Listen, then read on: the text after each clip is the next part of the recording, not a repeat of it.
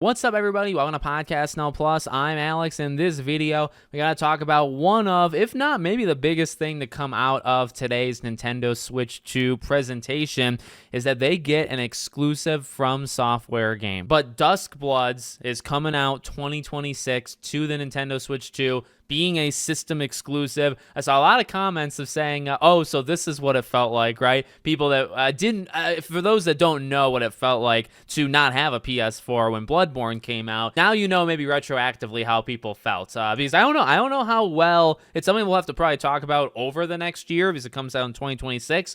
I wonder how it's going to do, just because wonder how many people are even going to be able to get a Switch 2 in time. Prices are obviously going up, not just on the console, but also on the discs, or if they even come with the game on the discs nowadays. So is this game a $70, $80, $90 game? Like, who knows at this point? But, this is a game that I think should do well. It obviously has that hype. It's, again, honestly, top two. You have Donkey Kong that was announced, a lot of big third-party games coming to the Switch. Metroid Prime 4, gets formally, announced and confirmed. We kind of already, assumed that. This was one that I certainly did not see coming. I don't know many people when we talk about Switch 2 predictions. Like, I was predicting Persona 6 is like the Hail Mary throw. I don't think I ever would have predicted that they would get a FromSoft exclusive. By the way, PlayStation, or Sony, I should say, right, with their, investment to obviously FromSoft's parent company, and them being, I believe, the highest stakeholder. Interesting that this happens. I don't really think too deep into it. I imagine it's just, hey, this deal was made probably years ago. This has nothing to do with Sony. It's ironic, I guess, Sony coming in and, having a pretty big share on this and probably some creative decision making in FromSoftware. And then you have FromSoftware's next game, I guess after Night Rain, their next game after that, being a Switch 2 exclusive, won't even come out like on PlayStation. But, I think this game could be really big. Obviously, a player versus player, PvPvE, which heavy emphasis, as they mentioned on their own website, heavy emphasis on the online. So it's going to be, I guess, about kind of working together with others as well as competing against. Because you see kind of in the trailer the summon, but then you look at the synopsis type thing, and it talks more about like who's going to reign supreme, right? Like who's going to be able to almost, I guess, beat the other 7 people that are online, I guess, whether you're facing off against them